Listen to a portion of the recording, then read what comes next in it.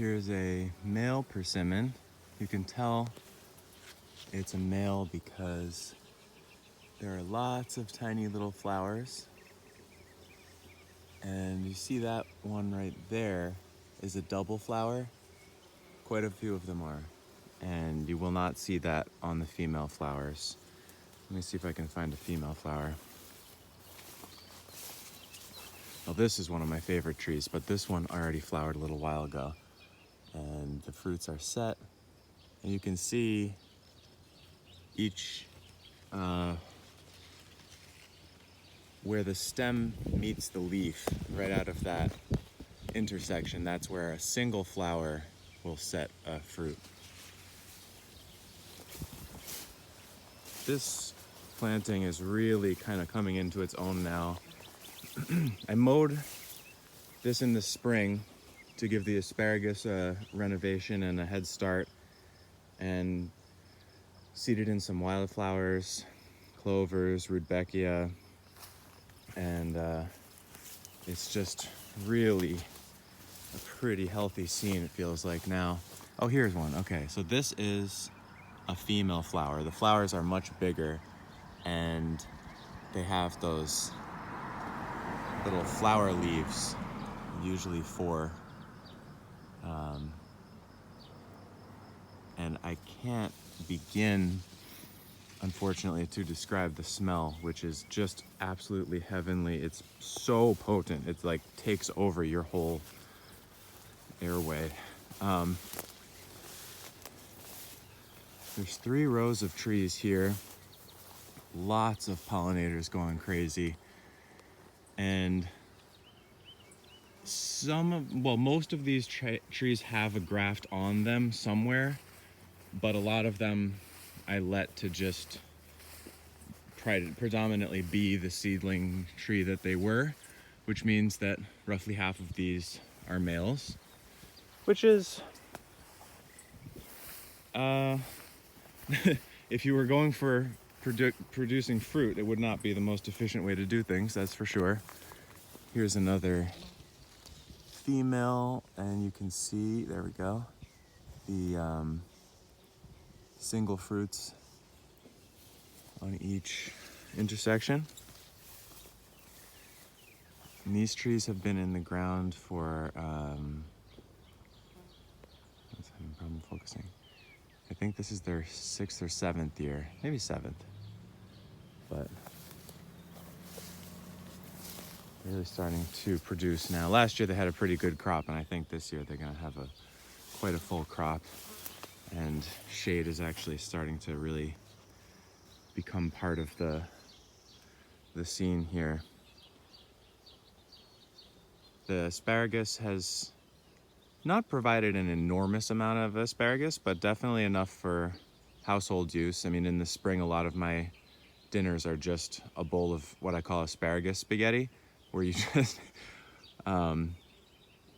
take an entire batch of asparagus to fill 3 baking trays, bake it at 375 or 350 for half an hour, just until the tips start turning brown, with olive oil and salt. And there you go, you just have that for dinner, and it's pretty phenomenal. And of course, asparagus has roots that go down as far as 12 feet. So their roots are mining minerals that a lot of other shallow-rooted plants probably don't have access to. And the original design here was rows of asparagus. You can see this one here, and then there's another row over the other side, and another row after that, in between the trees, so that I was able to get some kind of harvest in the beginning when the field was planted. And of course there was strawberries and lettuce and, well, a whole bunch of kind of a succession. And it definitely could have received a lot more intensive management. If this had been the only field that I was working on, I think I would have gotten a lot more production out of it, but I had to keep it fairly simple. And I think it worked pretty well. And for now, the plan is to leave a lot of these beautiful flowers. And there are also raspberries in here, little bit hard to find at this point, kind of ridiculous, but they're tasty. So this had one mowing. I'll probably wait until a lot of the flowers do their thing and then give it another mowing. And then I just clean up around the female trees around August, September, because some of them, this one ripens in late September. This one actually ripens in late August, which is the earliest I've even ever heard of a persimmon ripening. Which is why I like, one of the reasons why I like the seedling trees is that you get all kinds of diversity. This one's late August.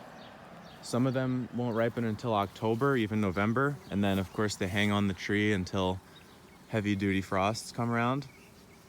So we don't even really know all the genetics that could still come out of the American persimmon genome. So I think it's very much worth planting the seedlings and seeing how they perform. I mean, I've had plenty of cultivar varieties that I didn't like the taste of as much as some of these seedlings.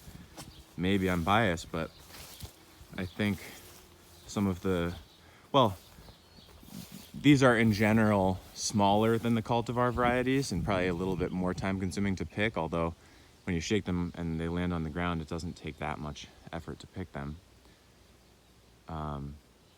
But there's still so many good varieties. And in general, a seedling apple from a random tree may not yield a delicious, tasty fruit, but almost every seed from a persimmon that turns into a female that yields fruit, well, they all yield fruit, and almost all of them are just delicious. You don't really get any that taste bad, so it's kind of a different story than with most seedling trees.